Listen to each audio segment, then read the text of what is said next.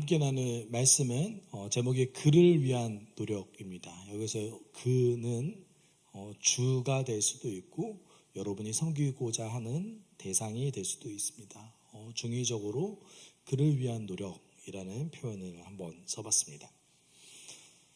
바울은 유대 지도자들의 그런 공격과 고발에 직면하게 됐습니다. 유대 지도자들은 전문적인 변호사를 써서 바울을 고발했습니다.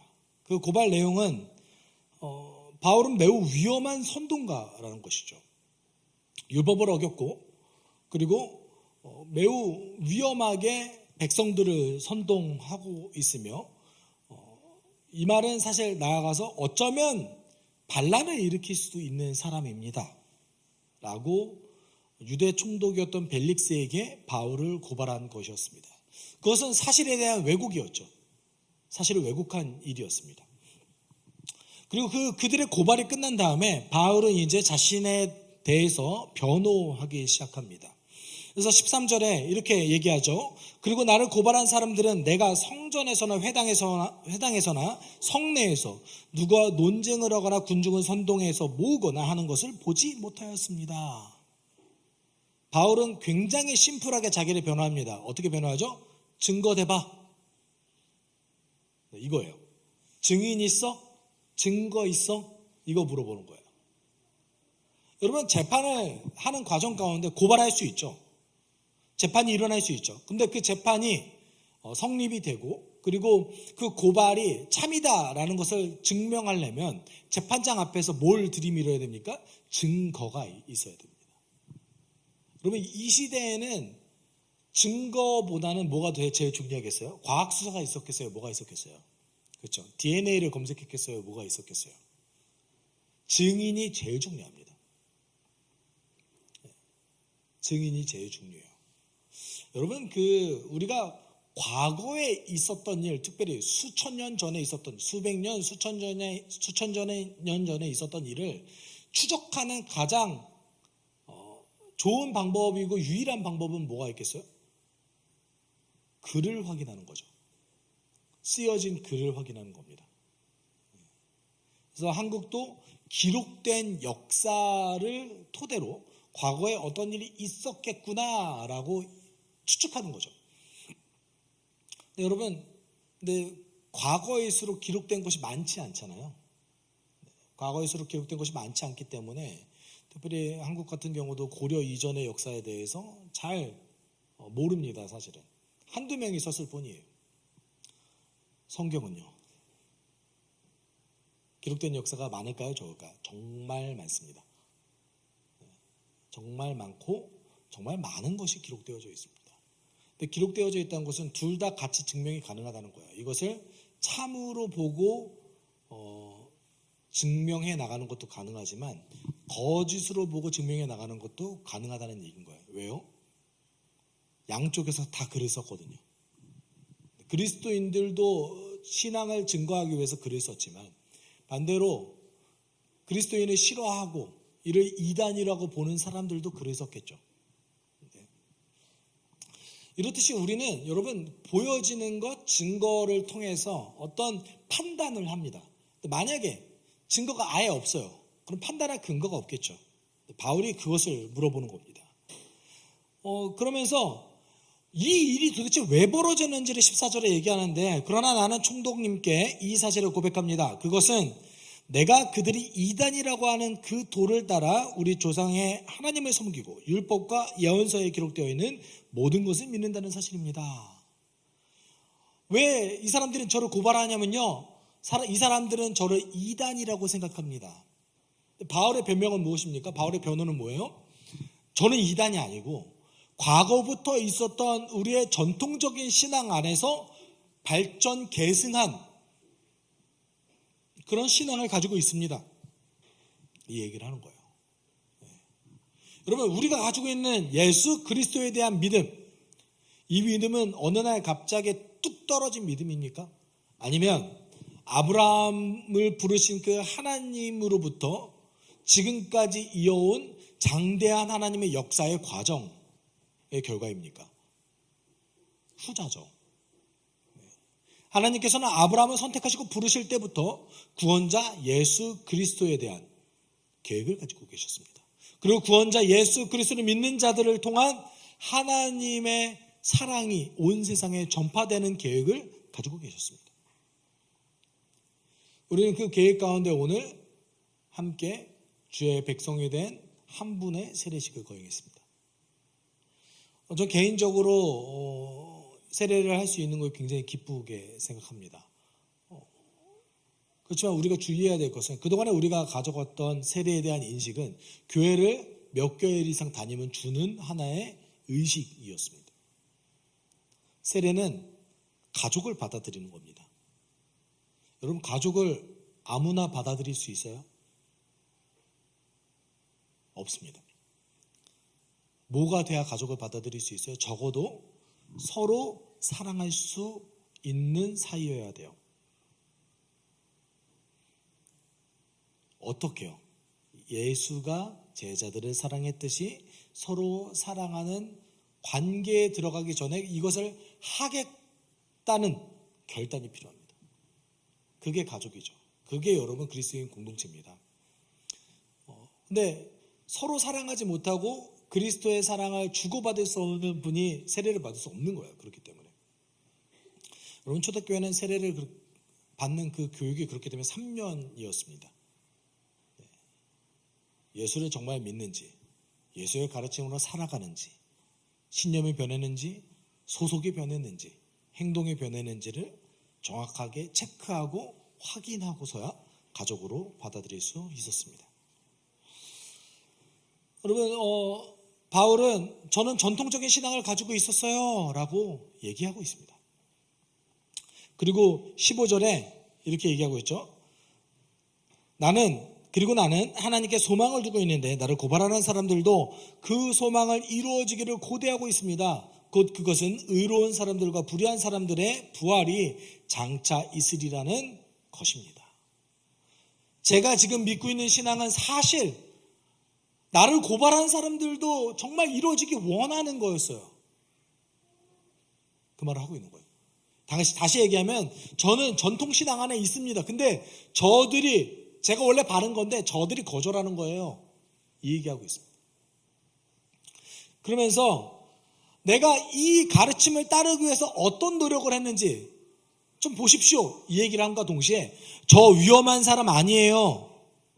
저는 위험한 사람이 아닙니다. 저는 반란을 일으키거나 선동하는 사람이 아닙니다. 라는 것을 바울이 16, 17절에 얘기하죠. 같이 읽어볼까요? 그러므로 나는 언제나 하나님과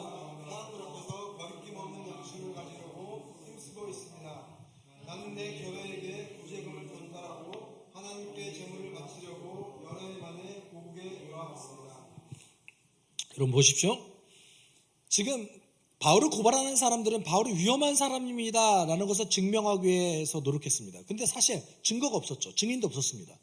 근데 바울은 저는 위험한 사람 아니에요.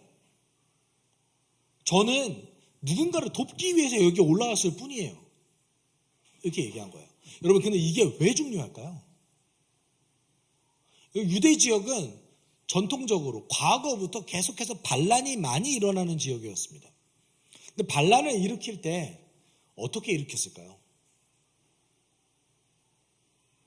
와, 로마가 너무 싫죠. 싫으니까 반란을 일으켰겠죠. 근데 여기에 그치지 않고 반란을 일으키는 그 반란군 지도자가 항상 들고 나왔던 게 뭐였냐면 내가 메시아다 하고 들고 일어났어요. 그래서 여러분 사도들을 변호해 줬던 가말리엘도 그 문제에 대해서 얘기해요. 누군가가 그때 구원자다 메시아다 하고 일어났는데 그가 결국 망하지 않았느냐 이렇게 얘기하잖아요. 여러분, 계속해서 유대 지역에서는 내가 구원자야, 내가 메시아야 하고 일어나면서 로마에 대적하는 반란을 일으켰습니다. 로마 정부 입장에서 여러분, 메시아가 등장했다라는 이 말 하나를 들을 때마다 어떤 생각이 들었겠어요? 굉장히 긴장하는 거죠. 반란이 일어나겠구나. 그럼 생각해 보시면 당시 바울을 중심으로 그리고 사도들을 중심으로 교회를 형성했던 그리스도인들이 항상 하는 말이 뭐였어요? 예수가 그리스도다 였어요. 다른 말로 하면 예수가 메시아다라는 거였어요. 그러면 이걸 잘못 들리면 저들이 이제 곧 있으면 반란을 일으키겠구나 라는 생각으로 확대될 수도 있는 거예요. 로마 정부 입장에서는. 그럼 바울이 현재 지금 재판 가운데서 뭘 하고 있어요? 로마 정부에게 우리는 반란을 일으킬 의도가 없고 위험한 사람이 아닙니다 라는 것을 알려주고 있는 역할을 하고 있는 거예요. 그걸 누가 했다고요? 바울이 했어요. 꼭 필요한 작업이었습니다. 여러분, 로마가 이때부터 바울의 그 노력을 통해서 로마 정부가 망할 때까지, 로마 정부가 기독교를 공식적으로 받아들일 때까지 로마 정부는 그리스도인들을 위험한 종류의 사람들이라고 생각하지는 않았습니다. 아무리 예수가 메시아다라고 얘기하더라도 반란을 일으킬 거라고 판단하지 않게 되었어요. 누구의 노력 때문에 그렇게 된 거예요? 바울 때문에 그렇게 된 거예요. 아주 중요한 요소였어요. 하나님은 바울을 그런 용도로 이용하시기도 했습니다. 그만 로마 시민권자였잖아요. 사도주 중에. 그만 정식 재판을 통해서라도 황제까지 갈 수 있는 자격을 가지고 있는 사람이었습니다. 우리 반란 일으킬 사람 아닙니다. 우린 정치적으로 어떤 수단을 가지고 있는 사람들도 아닙니다. 우린 폭력을 가지고 있지 않습니다. 우리는 누군가를 돕습니다.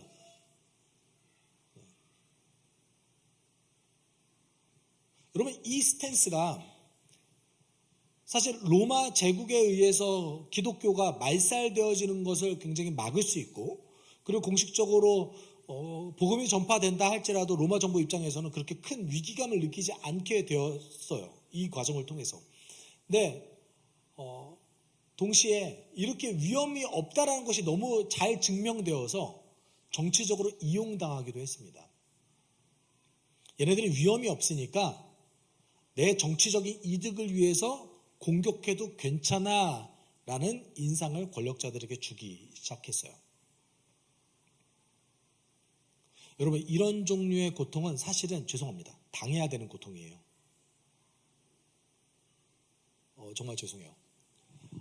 권력자가 기독교를 공격할 때 기뻐하십시오. 이런 얘기해서 죄송해요.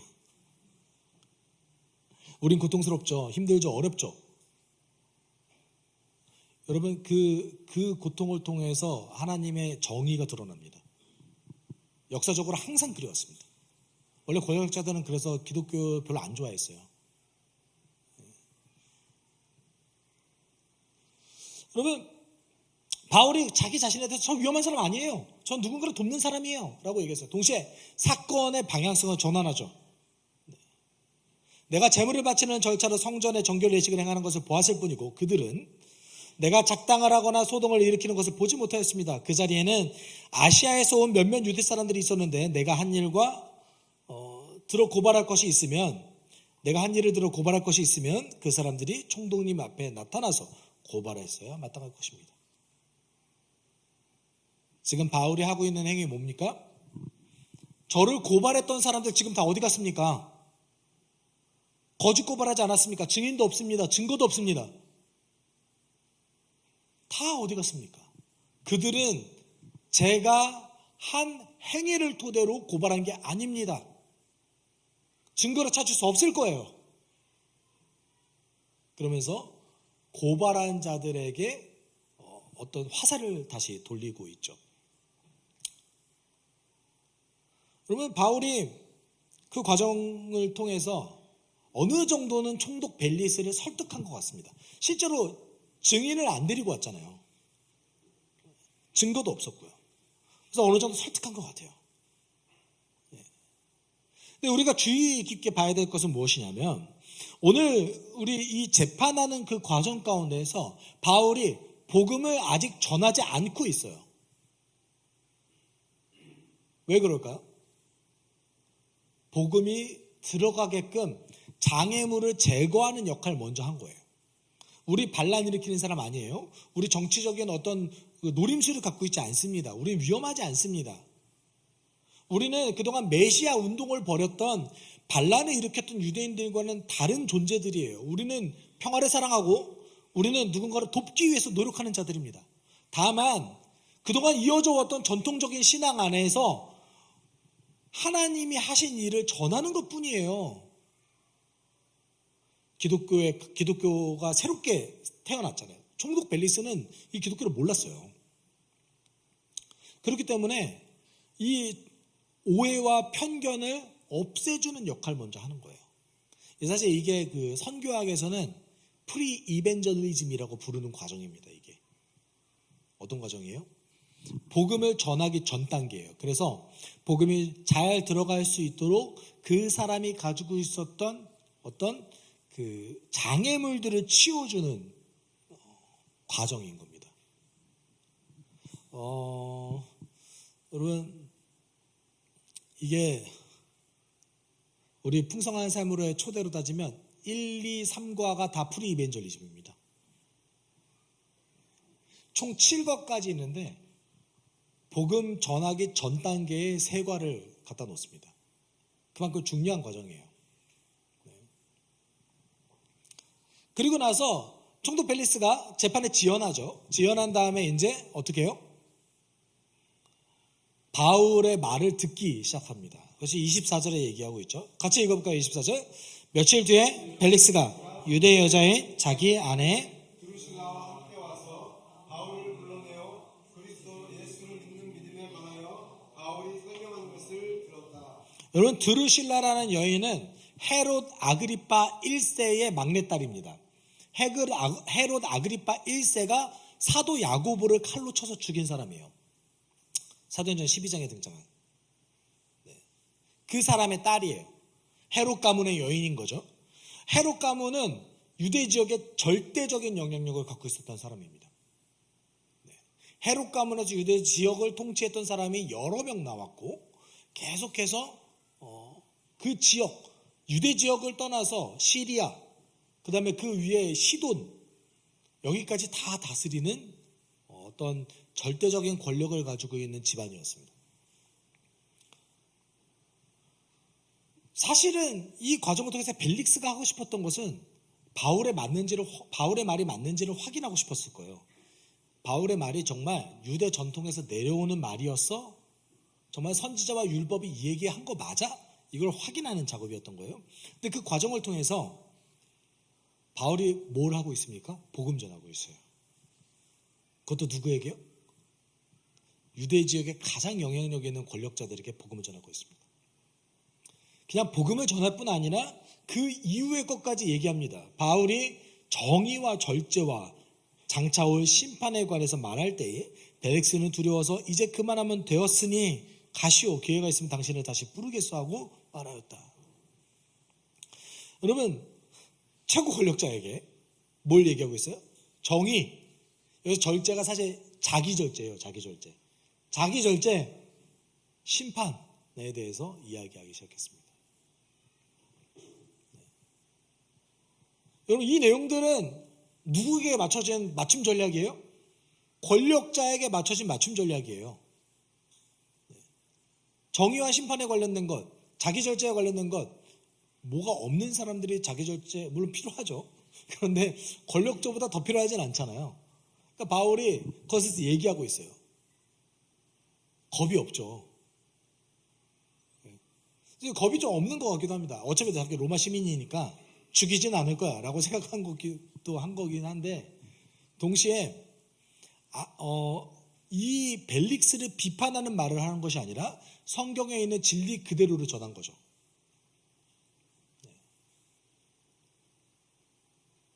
그랬더니 벨릭스가 두려움을 느꼈대요. 이 두려움은 사실 더 정확하게 번역한다면 공포입니다. 공포. 헬라어에 원래 보통 사용되는 두려움보다 조금 더 센 상위 개념의 두려움이에요. 그럼 공포를 느꼈다가 좀 더 정확한 것 같습니다. 그럼 바울은 지금 현재 이 재판이라는 것을 이용해서 복음 전달하고 있어요. 그것도 유대 지역과 로마의 가장 큰 권력을 가진 사람들에게 복음 전하고 있어요. 이 과정이 로마 안에서도 계속 일어날 겁니다.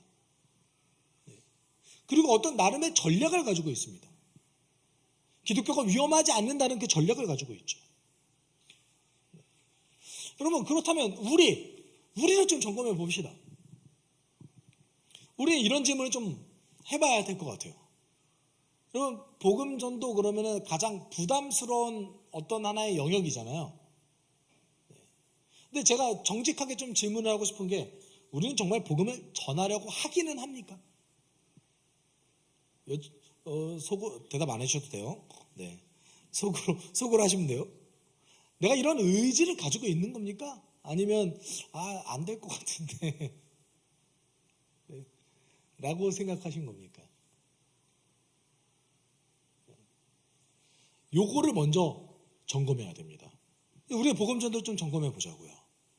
우리는 복음 전도를 하려고 하는가? 그럼 여기에 두 가지 대답밖에 없죠. 하려고 합니다. 하려고 하지 않습니다. 둘 중에 하나밖에 없어요. 그럼 하려고 한다면 그 다음은 어떻게를 고민해야겠죠. 그렇죠? 하려고 하지 않는다면, 여기 사랑하는 성도님들, 예수님 사랑하시죠? 아멘도 없는. 제가 이렇게 반응을 잘 유도하지 않는 편이긴 한데, 네, 그래도 예수님 사랑하시죠? 하나님과의 깊은 관계를 형성하시기 원하시죠? 내가 복음을 전하려고 하지 않는다면 제일 먼저 점검해야 될 것이 있습니다. 그것이 무엇이냐면, 하나님과 나와의 관계가 원활하게 이루어져 있는지를 점검해 봐야 됩니다. 네. 왜 그럴까요? 복음 전도는 확실하게 우리의 사랑하는 하나님의 관심사이기 때문에 그렇습니다. 베드로전서 2장 9절 같이 읽어봅시다. 같이 읽어볼까요? 그러나 여러분은 택하심을 받은 족속이요, 왕과 같은 제사장들이요 거룩한 민족이요 하나님의 소유가 된 백성입니다. 그래서 여러분은 어둠에서 불러내어 자기의 놀라운 빛 가운데로 인도하신 분의 업적을 여러분이 선포하는 것입니다. 아멘.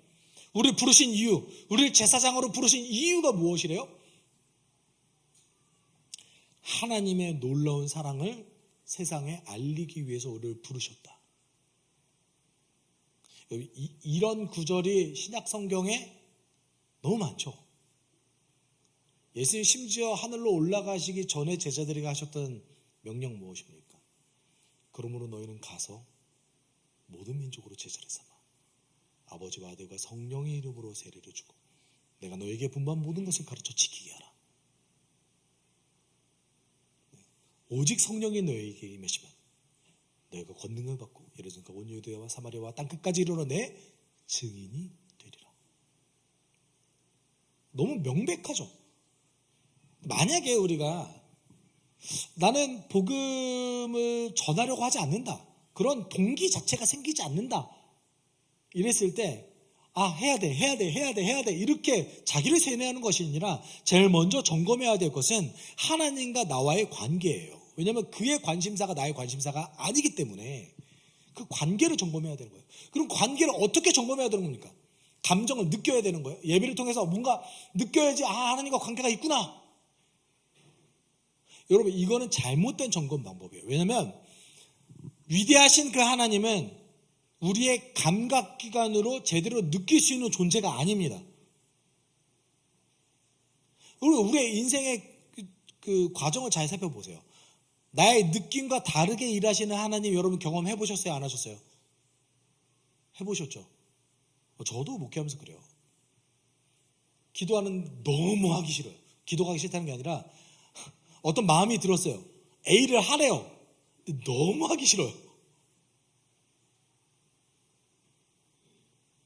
억지로 막 하면서도 투덜대요. 하나님 꼭 이거 해야 돼요? 꼭 해야 될까? 할 필요 없을 것 같은데. 막상 했더니 기대와 다른 결과가 나타나는 것을 너무 많이 봤어요.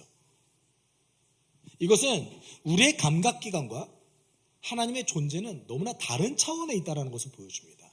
감정을 통해서 하나님의 관계를 점검해 보시면 안 돼요. 감정도 중요한 요소입니다. 중요한 요소인데 그게 전부가 아니라는 거예요. 아주 작은 일부예요. 그럼 뭐를 통해서 하나님과의 관계를 점검해야 될까요? 우리 하나님을 여러분 점검하실 수 있으세요? 보자, 우리 하나님 나에게 얼마나 하시는지 한번 보자 하실 수 있어요? 안 되잖아요. 어떻게 해야 될까요?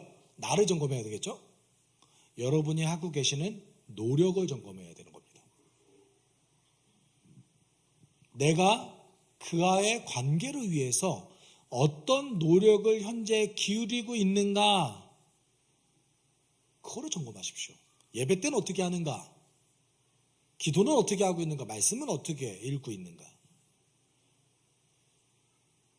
사랑하는 공동체 안에서 어떤 관계를 형성하기 위해서 내가 노력하고 있는가? 이거 다 하나님과의 관계와 연결되어 있습니다. 여러분의 노력을 점검하십시오. 우리 선하신 하나님은 여러분의 아주 작은 노력에도 반응하시고 결과를 보여주실 겁니다. 이것이 우리가 믿는 그 위대한 하나님의 사랑입니다.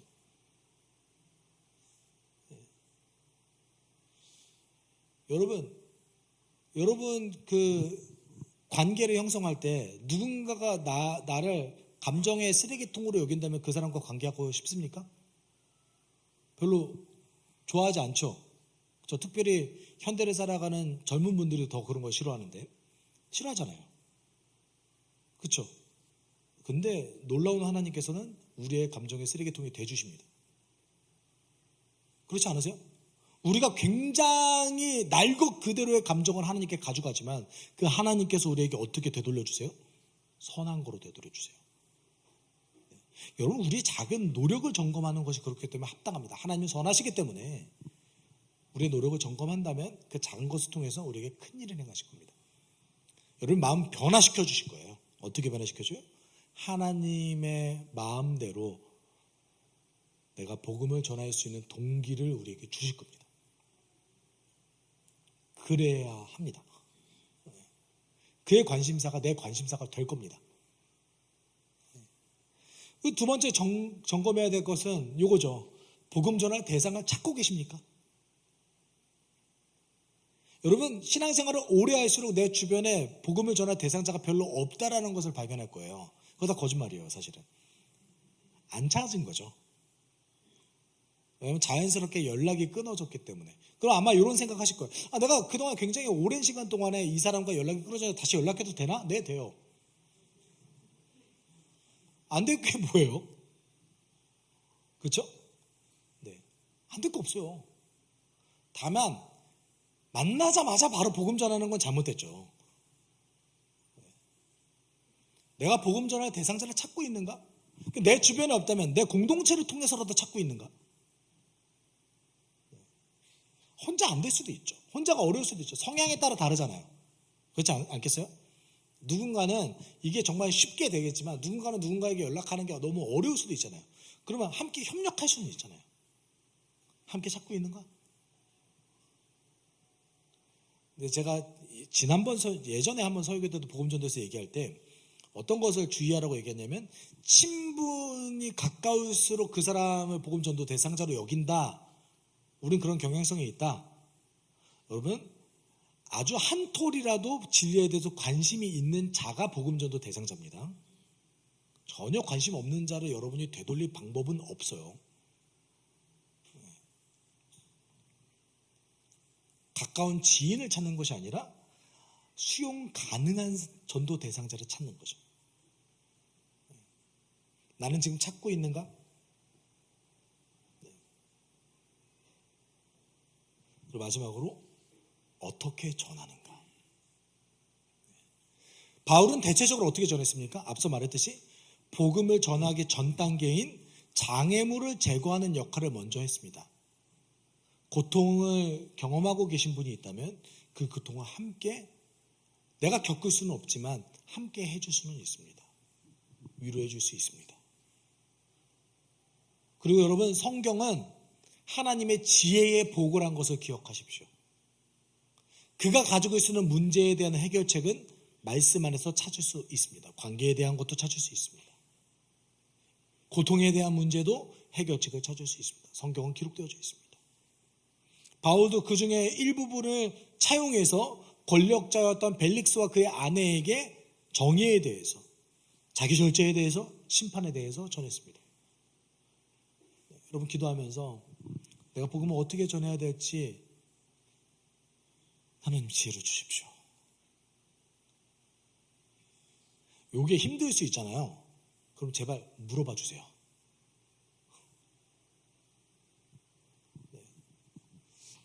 제가 목회자로서 이런 질문 잘 안 받습니다. 성경에 대한 질문 자주 받거든요.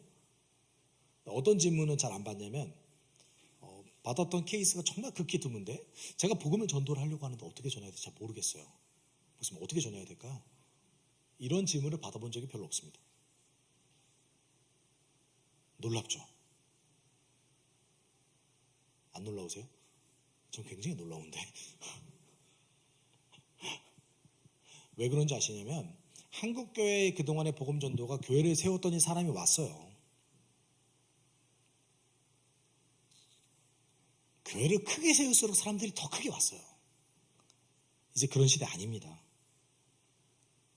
교회를 크게 세웠던 교회들이 성장하는 것을 우리 눈으로 볼 수 있지만 다 예수 믿는 자들이 와요.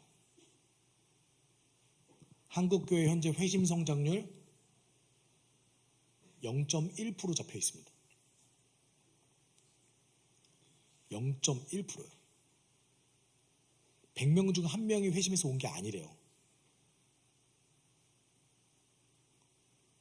그만큼 회심이 안 일어나고 있다는 거예요, 현재. 왜요? 전도 패러다임이 잘못됐으니까요. 교회를 세웠더니 사람이 왔어요, 그동안은. 이제는 찾으셔야 됩니다. 성경의 방법 그대로 가보자고요. 네. 저도 때때로 이게 제가 이번 주 주일날에 제가 전에 섬겼던 그 자매에게 제가 지도했던 그 자매에게 청첩장을 받으면서 이때다 하고 복음 전했어요. 네. 그 친구들 집에 가려고 지하철을 타려고 내려가기 전에 저한테 1시간 잡혔어요. 길 가다가 얘기를 하는데 생각보다 마음이 열리시는 거예요. 이거 점검 안 했는데 큰일 났다. 그래서 그 1시간 동안 복음 전했어요. 네.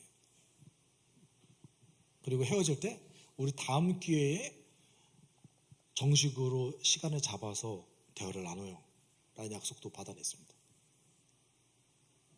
걔네들 저한테 잠수 탈 애들 아니에요.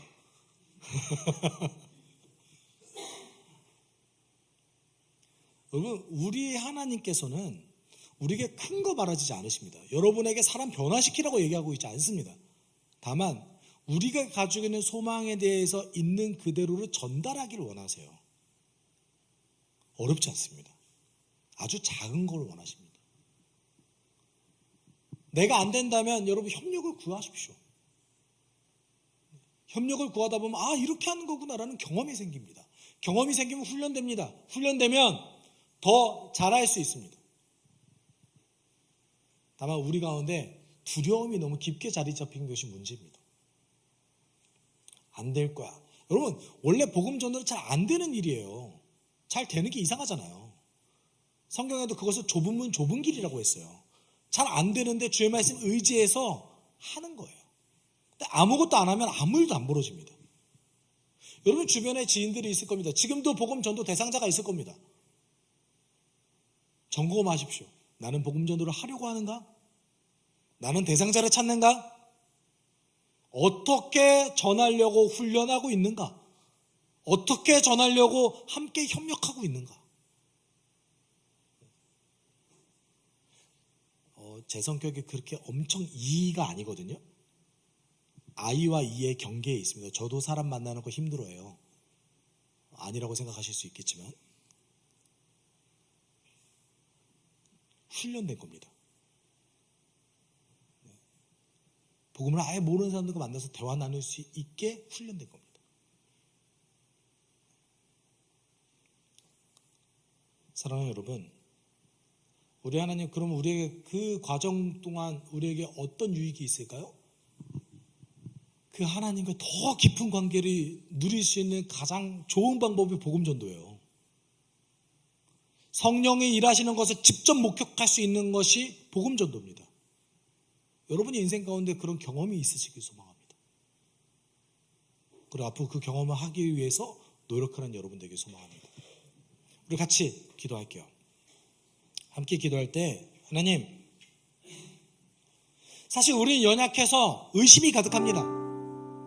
나는 지금 예수를 믿고 있지만 내 복음 전도 대상자는 예수를 믿지 않을 거야, 그런 일은 잘 벌어지지 않을 거야 라고 우리 스스로 성령이 하실 일을 제안하기도 합니다. 그렇지만 하나님, 말씀 있는 그대로를, 성경에 있는 그대로를 실천할 수 있는 우리 될 수 있게 주님 도와주십시오. 주를 위해, 우리 주변에 아직도 예수를 믿지 않는 자들을 위해 내가 할 수 있는 가장 작은 노력, 그들을 위해서 기도하고 대상을 찾고 연락하고 관계를 맺고 할 수 있는 일들을 먼저 찾아낼 수 있게 주님 도와주십시오. 그것을 할 용기가 나지 않는다 할지라도 그 어려움을 공동체 안에서 표현하고 함께 나아가야 될 길을 모색할 수 있게 우리를 도와주십시오. 함께 이렇게 기도하도록 하겠습니다. 사랑 많으신 하나님 아버지, 하나님, 우리는 그를 위한 작은 노력을 하기를 소망합니다. 하나님, 우리는 복음 전도를 하려고 하지 않습니다. 대상을 찾지 않습니다. 그리고 어떻게 전해야 될지 훈련하지 않습니다. 하지만 우리 신앙의 선배들은 가장 중심